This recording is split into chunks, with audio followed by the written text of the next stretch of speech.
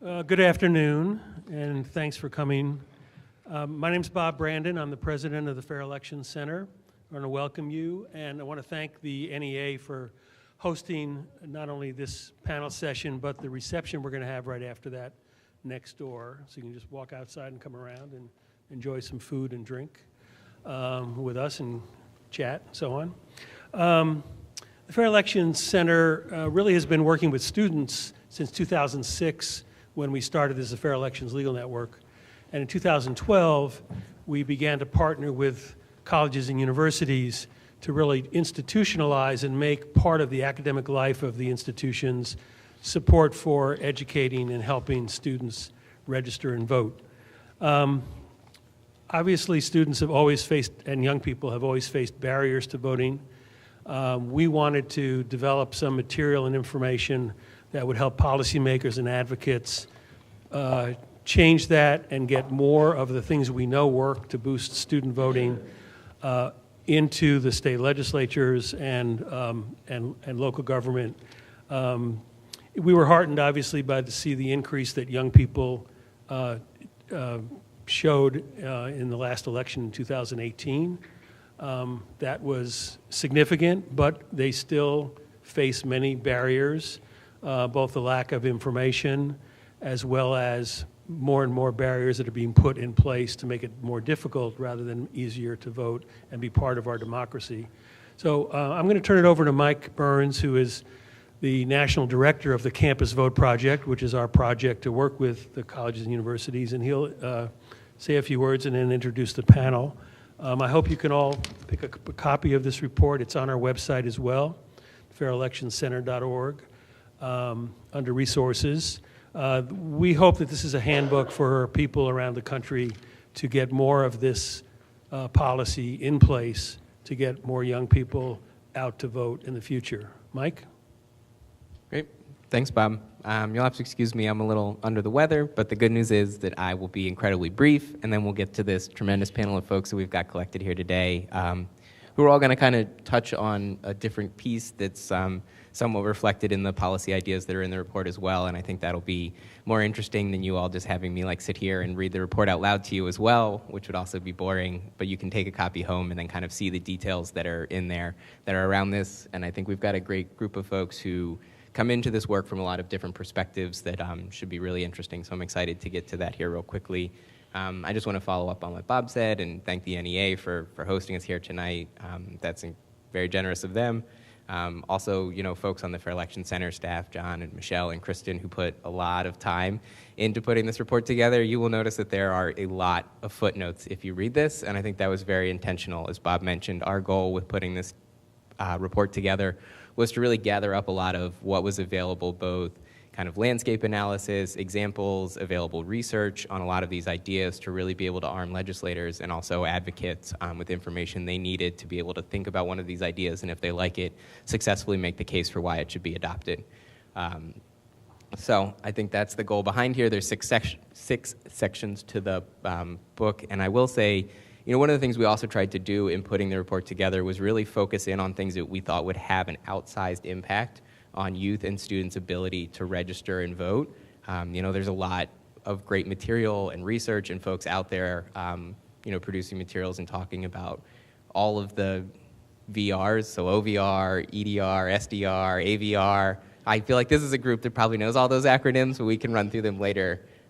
So that's not what's covered in here, but it is policies, like I said, that we think will really have an outsized impact that aren't getting the same kind of attention, but could really assist an underrepresented group of folks be able to register and vote. So that's why we wanted to put this together and have this report and be able to share that with folks. So I'm excited. We've got Dr. Abe Goldberg with us from James Madison University. I always forget that until I looked up your profile, that you're Dr. Abe Goldberg. I think a lot of people forget that, yeah. including myself. Who came up and joined us. He's at the James Madison Center for Civic Engagement. Clarissa Unger, who is the Director of Civic Engagement at Young Invincibles and leads the Students Learn, Students Vote Coalition. Adam Strong, who is a Research Impact Fellow from Circle. Valencia Richardson, down there at the end, who is a Georgetown law student. and an Andrew Goodman Foundation Puffin Democracy Fellow. Got all that. And then Kia Abbey, who is the Deputy Director of Forward Montana. So I think I'll turn it over here now, and each of them can kind of say a little bit more about their background and the work they do, and then kind of share what they're going to do. So I think we're going to start with Abe talking about on-campus polling places. You ready? Sure. First of all, I want to thank the Fair Election Center and the Campus Vote Project for having this event, and really for their tireless work in supporting campuses to encourage student voter participation. There's a lot of work to be done, and what a joy it is to know that we have such wonderful partners and friends that we can truly rely upon to help us engage in this critical work that we're all in together, regardless of what organization that we come from. I'm the director of the James Madison Center for Civic Engagement, which is in James Madison University, about 2 hours from here. We opened in July of 2017, so in a lot of ways we're very new in this work. That is the same time I got to James Madison University. And so in a lot of ways, much of the work that we're doing is exploratory. A lot of what we try doesn't work. But my goodness, we wake up every single day thinking about what we need to do to help to create a more inclusive democracy by leveraging the power of higher education. So it's inspiring work, it's exciting work, it's mission-driven work, and at the same time, it's very challenging work that requires an incredible amount of resilience that comes from the people that we have an opportunity to work with. Real quickly, I want to introduce the people that came with me. Shelby Taraba is our engagement fellow, if you could raise your hand. And Anna Knoll is our CVP Democracy Fellow. She's a sophomore and was really the primary architect behind our voter engagement plan this year. Also with us is Lenny, who drove us to DC today. So James Madison University does have an on-campus precinct. I can say that I had absolutely nothing to do with it being there. There was a group of people that worked with the university and with the municipal, with the electoral board to create it. It came in 2016. In Virginia, we have elections every year, so we've now used it 3 times, 2016, 17, and 18. The James Madison Center for Civic Engagement was really created to promote the acquisition of civic knowledge, the development of civic skills, and hopefully to create a sense of civic values among our students in hopes of creating a more informed and active citizenry. Why do we want to create a more informed and active citizenry? Because we think that can help us to achieve a more equitable, just, and inclusive democracy. And that's really what our vision is. We know that higher ed needs to have a prominent role, a frontline role in this, and that's something certainly that the Fair Elections Center understands. Coming into this work, James Madison University's voter turnout rate was nothing to write home about. In 2014, a review of our InSolve data shows that we only had an 8% voter participation rate. So we felt like we had some opportunity for growth. If you take out the graduate students, it was actually 6%. With that being said, our vision is really to integrate civic learning into the entire undergraduate experience at James Madison University. And so we do that through programming. We do it by partnering with academic units to help to ensure that there's a civic learning component to both our general education program and within majors, right? We're not just targeting political science and history majors. We want chemistry majors, art majors, and computer science majors as well, recognizing the reach of this work. We serve all of our students as a nonpartisan entity. What we also work towards, along with programming, is cultivating a campus climate that is conducive for the type of work that we're talking about, recognizing that our students are inheriting a very divisive and challenging political environment. So what is the climate that we can have to ensure that we're creating a learning structure that allows us to explore these challenging ideas and doing so in a way that's productive? With the on-campus polling, I can't say enough about how important this is. With our on-campus precinct, not only does it create more accessibility to our students on Election Day. The way that it works at James Madison University is that our precinct is at our basketball arena, the Convo, right? And so in a lot of ways, not only is this convenient for students, but it also sends a message about what our institution values, that we got into this work and we're going to put a polling place right here on our campus and at a place that all students know about and can get to relatively easily. In 2018, we partnered with a number of groups at our precinct to try to encourage student voting. With all of the lead up to Election Day, I think what we were perhaps most excited about was our partnership with the music education program. We had an all-day jam session at our precinct where students who were music majors or music education majors could come and had a whole lineup music festival in terrible weather, I might add, to play music, and students were encouraged to come and vote and stay and listen to the music. The only students that can vote on our precinct are students that live in dorms, so we also had a van that was going to the other precincts around campus in hopes that they, even if they were voting at places other than our campus precinct, it was still sort of a central hub where we could celebrate this idea that we're exercising our right to vote together as a group and as a campus community. And so it created a lot of good energy in that regard. We also did a walk to the polls. We worked with our RAs in doing that work. Lessons. For any campus that is trying to integrate civic learning, democratic engagement, and certainly voter participation, what's been important to us so far, I've got it to 4 things and then I'll pass it off very quickly.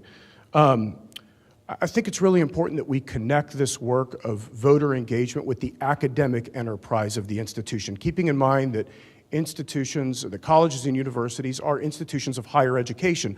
So we often talk about educating for democracy. The work that's in this report and the work that is centered around elections can be integrated into what institutions are already doing very easily because we're in the business of educating people, whether it's within their academic disciplines or to be active participants within our democracy. So connecting that very intentionally is something that's been important to us. Establishing an inclusive coalition, again, recognizing that this is going to take the work of everybody. So we work very closely with our Office of Residence Life. We work very closely with our orientation office. We work with administrators. We work very closely, and an incredibly important relationship to us is with our electoral board.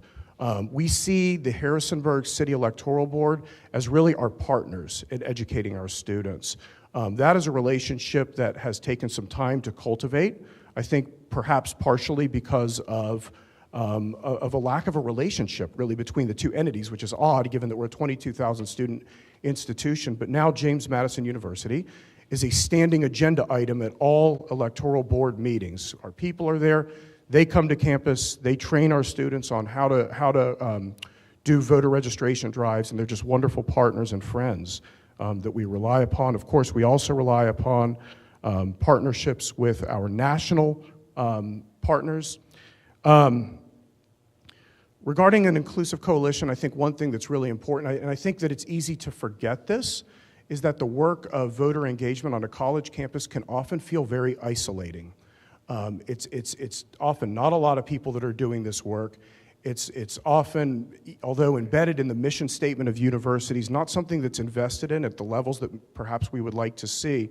And so having a team of people working on it together can, I think, not only increase results, but improve morale, recognizing that whether or not you work in University Recreation Center, whether or not you're a music professor, that we all share this same vision of creating a more inclusive democracy. And then finally, what I would say that is just critical to this work is building partnerships with university administrators.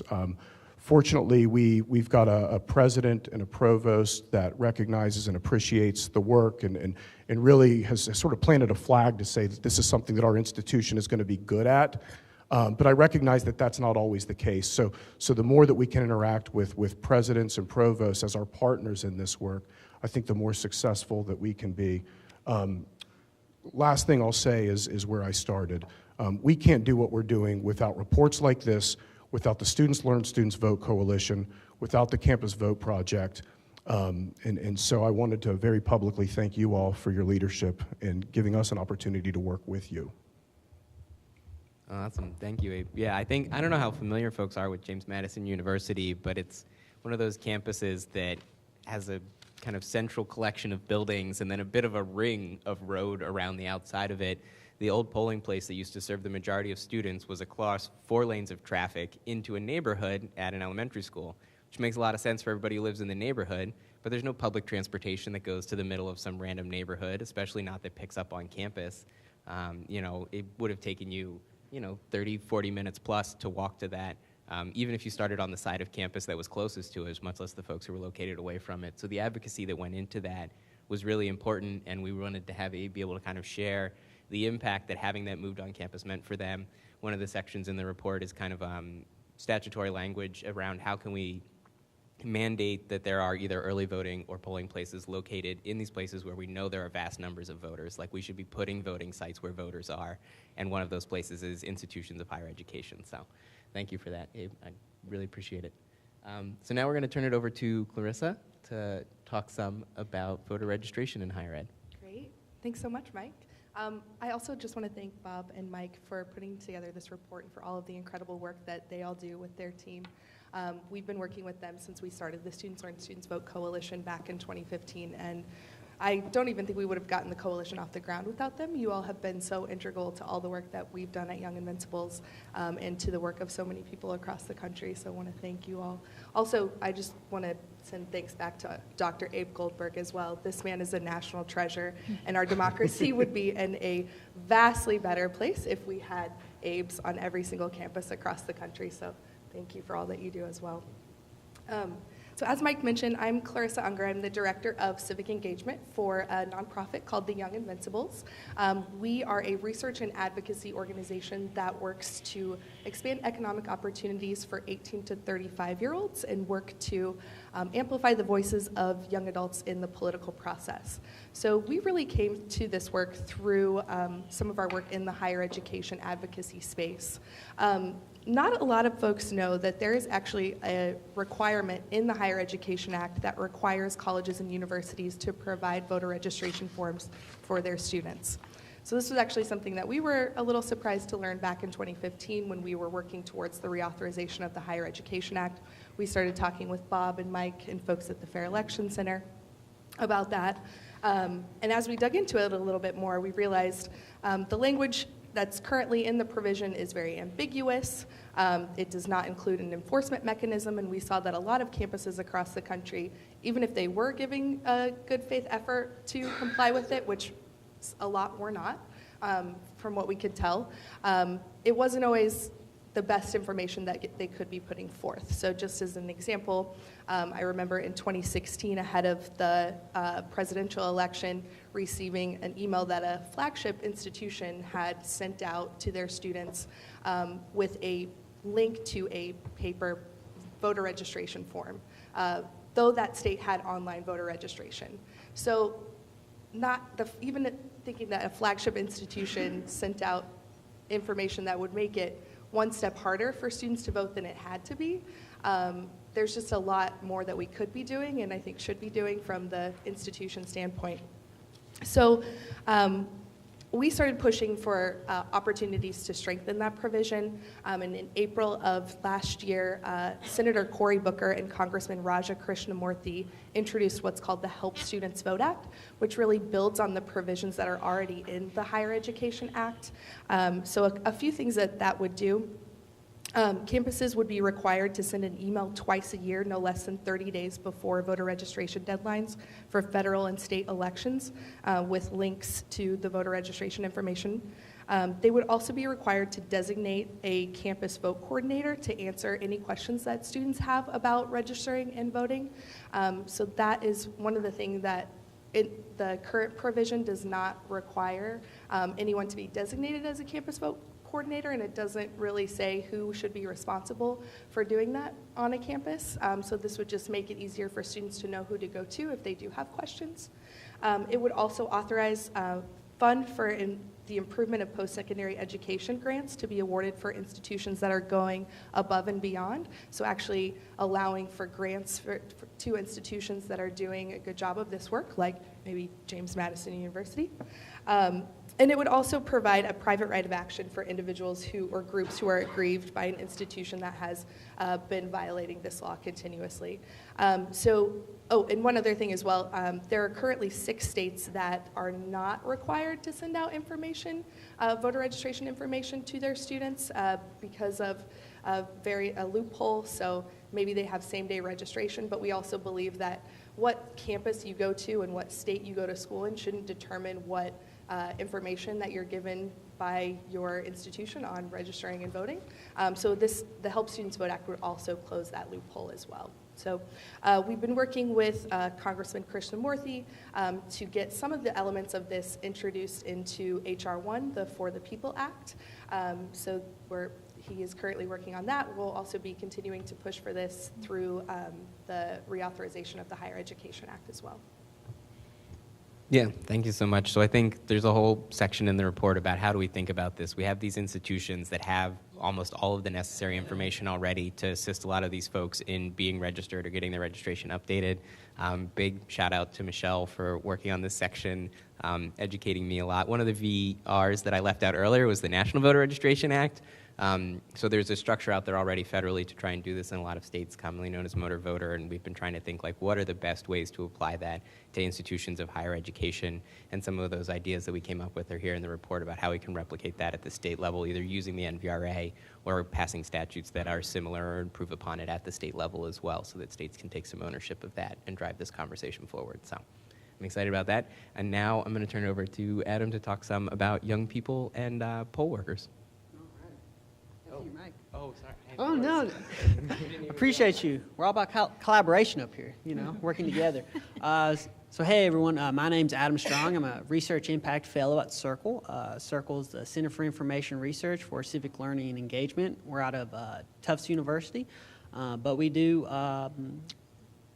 work down here as well in D.C. We are a nonpartisan research center that conducts research specifically as it relates to civic engagement and political engagement for young people, especially marginalized young people. Our research really informs policy to practice for healthier youth development and a better democracy.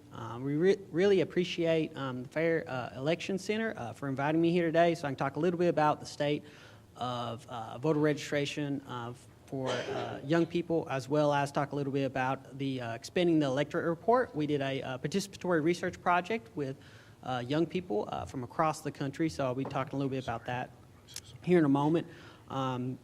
So one thing I just want to talk about in terms of voter registration last year, heading into the 2018 midterms on National Voter Registration Day, over 800,000 people registered to vote for the first time or updated their voter registration information. That's the largest it's ever been on National Voter Registration Day. We estimated that the number of registered voters aged 18 to 29 nationwide from 2016 to 2018 actually increased. And so not only did the total number of registered voters between the ages of 18 and 29 increase, but also the percentage as well. It increased by 1%. And one reason why that's notable is that between presidential years and midterm years, they tend to actually decrease, but this year voter registration increased from a presidential year to a midterm. So that is something significant. In terms of youth voter turnout, we estimate that this previous midterm was the highest in the past quarter century. So in the past 25 years, this has been the highest youth turnout for young people. It was at 31%. So although that's high for a midterm, there's still a lot of room for growth. But something about those statistics that kind of hide is the disparities within different groups of young people. Those that are come from financially disadvantaged backgrounds and lower education levels don't register to vote as at the same levels as their college-going peers, as well as turn out to vote. To kind of hone in on some of the barriers to young people voting and showing up at the polls, we partnered with Opportunity Youth United, which is a grassroots nonprofit that works with low-income young people from across the country. We did a participatory research project with them. we surveyed over 1,200 young people from across the country, across 6 different states, from the ages of 18 to 34. Over half of the recipients was between the ages of 18 to 22. Something unique that I really want to uplift from that report, from that survey, is that 88% of those surveyed feel that voting makes a difference, and very few, 7%, only feel like it's a waste of time. So young people understand voting makes a difference, and they want to.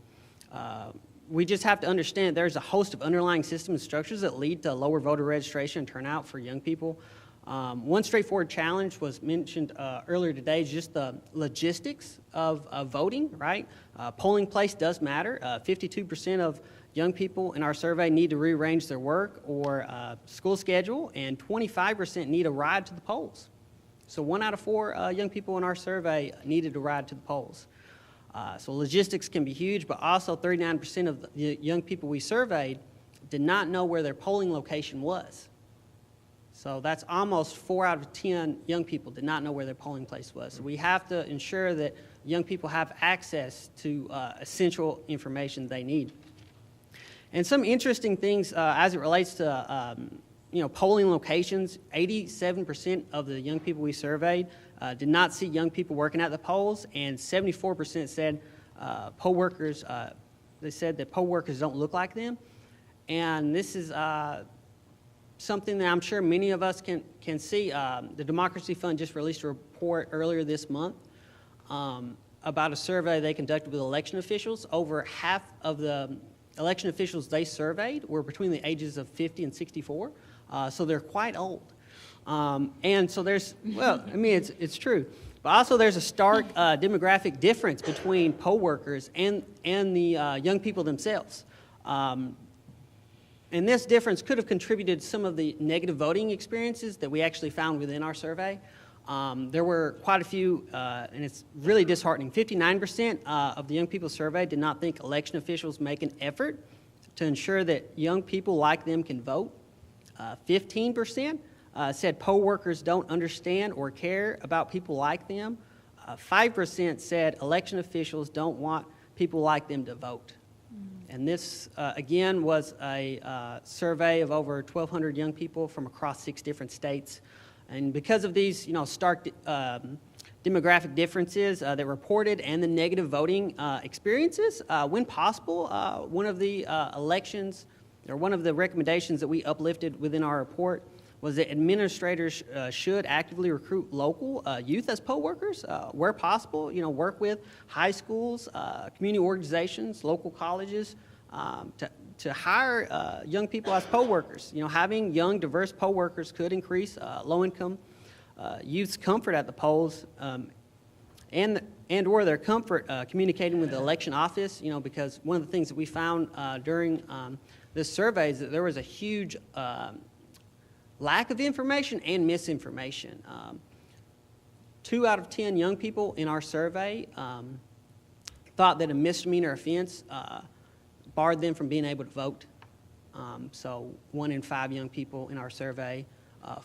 42% were unsure. So that's, if you think about it, almost 2/3 of young people in our survey either thought or were unsure that a misdemeanor would bar them from being able to vote. So that's a huge informational problem, but again, I highly recommend reading the full report. I can't uplift all the different findings and all our different recommendations. Check out civicyouth.org to read the full report, Expanding the Electorate, or follow us on Twitter or Facebook at Civic Youth, and I'll share out the report after this panel. Appreciate you guys. Yeah, thank you so much. It's a great report. I recommend everybody take a look at it. I think we've seen some numbers from the EAC for a number of years basically showing how old the poll worker population was, and had heard anecdotally reports from folks being like, well, we have a precinct of all these folks who are first-time voters, and they're showing up, and everyone who's behind the desk is 70, and they don't understand how the electronic poll book works to check them in. So really trying to think about how do we create systems where the structures that are in place for how poll workers are recruited and trained and paid can can allow for more reflection of that community, and obviously in student and youth heavy precincts that involves getting more young people engaged. And I think there's some great folks out there like Minneapolis and Chicago that are doing great work on this and are seeing great responses from their efforts to recruit even high school students. But some of that takes statutory changes. A lot of places have requirements where you have to be a registered voter, or at least be eligible to be a registered voter to serve as a poll worker, and then that carves out all these young folks who might be interested in a lot of cases, especially when it comes to talking about high school programs. So that's in there. I appreciate the report you guys all put out. It was great. So now I think we're going to turn down to Valencia to talk some about student ID as voter ID. Hi. Oh, okay. Hi again, my name is Valencia. I am a second-year law student at Georgetown Law Center, but I'm also a Puff and Democracy Fellow for Andrew Goodman Foundation. And one thing that I'm glad that I'm on this panel, and then I'm glad that this issue is included in the report, is student ID as voter ID, because the vast majority at this point, like the report says, 35 states have some form of pretty restrictive voter ID laws, and a lot of those states, many of those states are not including student identification as voter identification, which really carves out a lot of students, particularly low-income students who don't have driver's licenses, or urban students who may have never had driver's licenses, or new residents in the state, so they're out-of-state students, but they want to vote in-state, as is their right. But they don't have, in states where they're not allowed to vote without a state ID, and the student ID doesn't count as a state ID, that becomes an issue for those students. So just to back it up, I got started this work in Louisiana because Louisiana is a photo ID state, as is many states are in the South, and growing actually in a number of states in the country where it's a strict photo ID state. And one thing we noticed when I was in college at LSU, at Louisiana State University, was that photo IDs that were student identifications were not photo ID compliant for voter purposes, because the ID didn't include a signature, which is really arbitrary because like every university, there are many different ways to verify that an ID is real, and the signature was just a barrier that was in place that was pretty unnecessary. But what we ended up doing was effectively working to pass a law in the state so that every university in the state was required to make their student IDs voter ID compliant by including a signature on the photo ID card. So that's one way that Louisiana is doing it. We're with the Andrew Goodman Foundation currently working to identify other states in the region that have similar barriers. Right now we're working in Florida, which actually happens to have the exact same ID law as the state of Louisiana with the signature requirement, and that disenfranchises hundreds of thousands of Florida students who potentially who can't use their student ID as voter ID because a lot of schools naturally don't have signatures on their photo identification. So, and we're also doing a similar thing in South Carolina, where there's a strict ban on photo ID, student ID as voter ID. The basic takeaway from that is that if you're in a photo ID state, there's no reason why student ID shouldn't be included, and we should be working to, at the very least, if we can't eradicate voter ID laws, students should be at least be able to use their student identification. It's the identification that every college student in any given state has. There's no reason to think that they're fraudulent, because you have to go through just the admissions process alone is a check on those voter ID cards. So there's just no reason to believe that they would be fraudulent. And so it's strictly a disenfranchisement mechanism for college students. And so one thing we really have learned in the process, and I would really take away, is admin buy-in. That was really important in Louisiana to get that law passed. Was that LSU, which is the flagship university, they said, if you pass this law, we will comply and we will change our law. And that is exactly what happened. We're working with, in Florida, we're working with student governments. So University of Central Florida students are really leading that charge, and they're working with their student governments to pass a resolution. So that general institutional buy-in was super important, and I would really take that away as a road to those solutions. And then just like making that effort, because it's the student ID law, student-led advocacy is incredibly important for this particular issue, because I mean, I'm no longer a college student. I'm in grad school, but I'm no longer a college student, so it really doesn't affect me if I don't have a student ID, but it affects the hundreds of thousands of students in any given photo ID state, of which there are several dozen at this point. So, yeah, and that is my takeaway. Great, thank you. Yeah, I think, the purpose of voter ID is to show that the person standing in front of the poll worker is who they say they are, and I think that student IDs should meet that burden in most places. And when we start to see states add all these other bells and whistles, like places like Wisconsin or North Carolina that put like 7 or 8 requirements on what needs to happen, they're just doing that to make it hard so that they can say that student IDs are accepted, when in reality what they're doing is trying to carve out that population of folks from being able to use that type of ID. So that's in the report, and there are folks like Valencia who are doing great work to fight back on that, so we really wanted to lift that up. So thanks for coming and sharing on that. Thank you. I'm also super excited to get connected here, because when I talked with Kia from Forward Montana, they are doing like all of the things. So I think she's going to hopefully wrap us up and touch on a couple of different things around the work that they do with colleges and high school students. Yeah, I am so jazzed to be here. So Forward Montana Foundation is a group that builds political power for young people. We work with 16 to 30-ish year olds, and obviously we're based out of the state of Montana, which I assume everyone in this room has been to. One of our big buckets of work is voter registration. So we register between 5,000 and 10,000 people to vote every election cycle, which is about 1% of the total electorate in the state. So we have at any given time, we have between 600 and 700,000 voters in our state. And we have a pretty robust coalition of groups that do voter registration across our state, focusing on historically disenfranchised folks. So we have a large indigenous population, so we've got a group that does that. And then of course we focus on young folks, and we've got a group that also focuses on low income folks. But despite those efforts, there's still a pretty large gap to bring young people to parity with the rest of the population with voter registration. So 1 in 3 Native American people are registered active voters in our state, and 6 in 10 young people are registered active voters in our state. And so one of the things we're looking at right now, and working to hopefully pass either through our legislature, and if that doesn't work, maybe going to a ballot measure or looking at administrative changes we can make, is automatic voter registration. And so even something as simple as shifting from opt-in to opt-out at the DMV with voter registration could register 71,000 new voters in Montana in 2 years.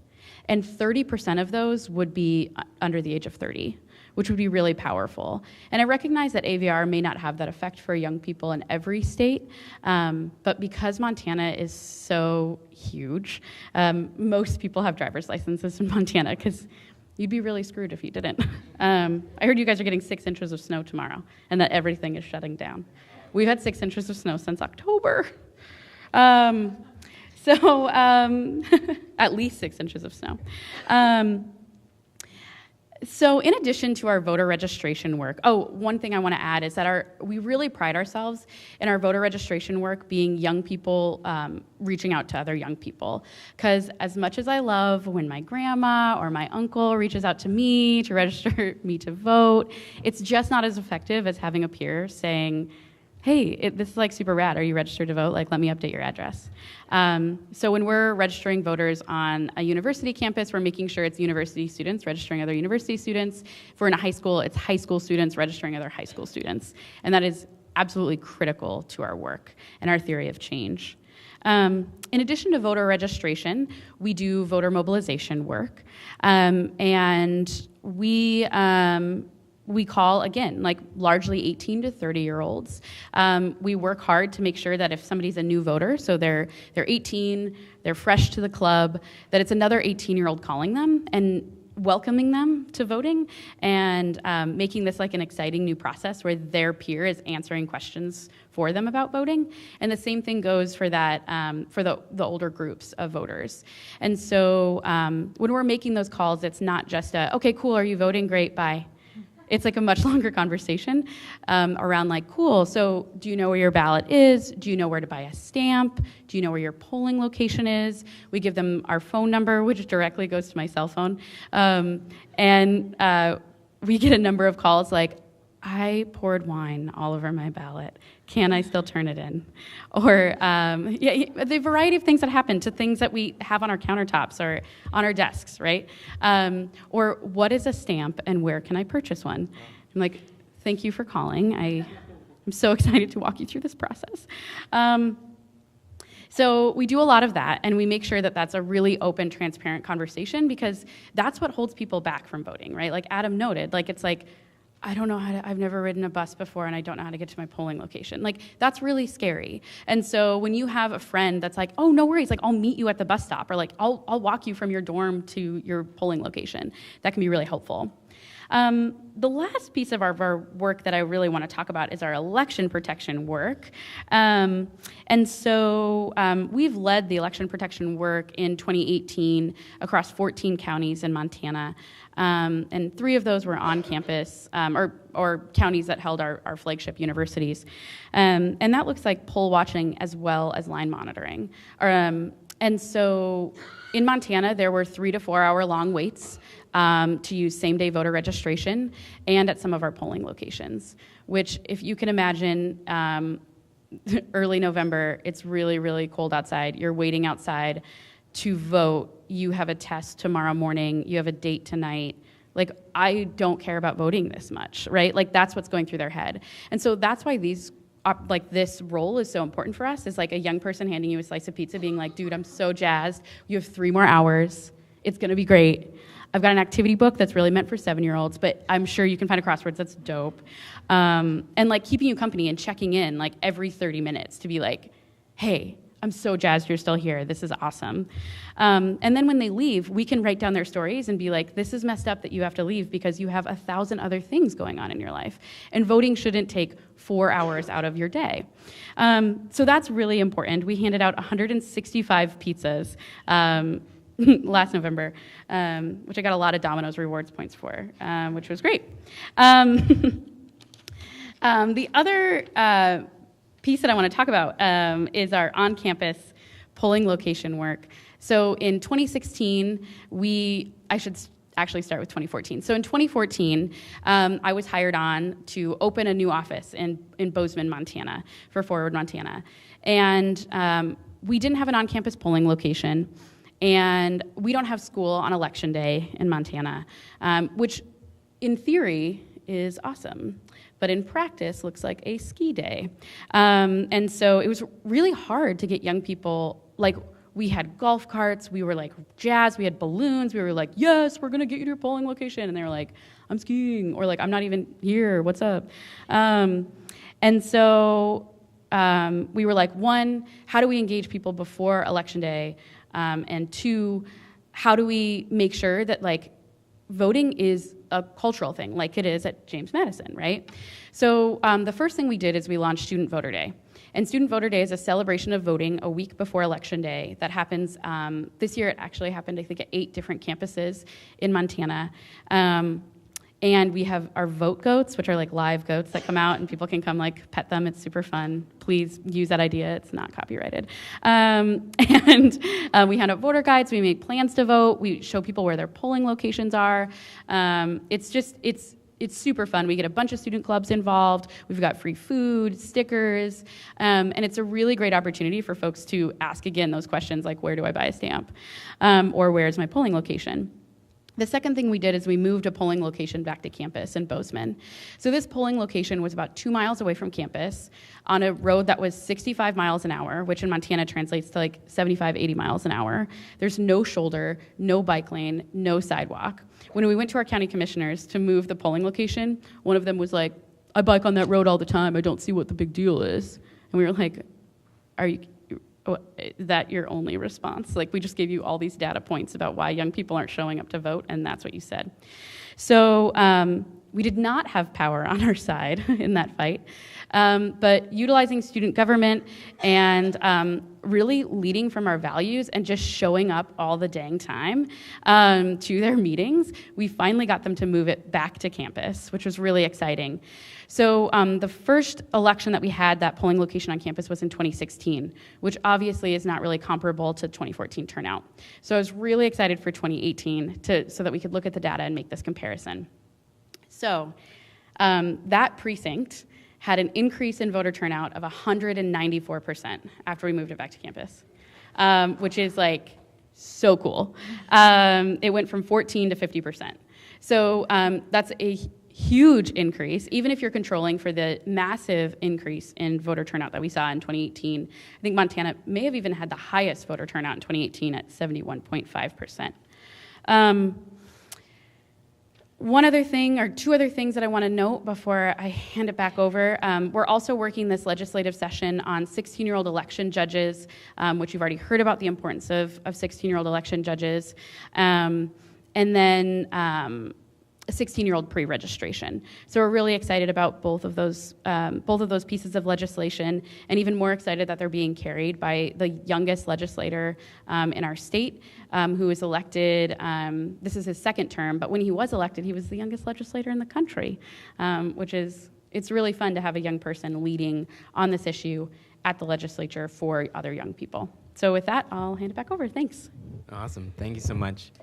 I didn't want to say this before, but so Debbie Lombardi, who's our national program manager with Campus Vote Project, comes to us from Fort Worth, Montana. So like, I knew that they did awesome work, but I didn't want folks to think we were playing favorites by having them on the panel. So now that Abby's gone, though, and you've all heard what they're doing, I think you can see why we wanted them to share kind of what they're up to. That's some tremendous work across a lot of different buckets that are really going to help get young people into the process at a young age, but also set them up to continue participating and being able to exercise their voice for a long time. I want to thank our panelists for sharing their insights, and for Mike in organizing and putting this together. Please take a look at the report. There's a couple of things we didn't highlight very much. Pre-registration, which was mentioned. If you think about it, it's automatic registration, because once somebody's registered, they automatically go on the rolls when they turn voting age.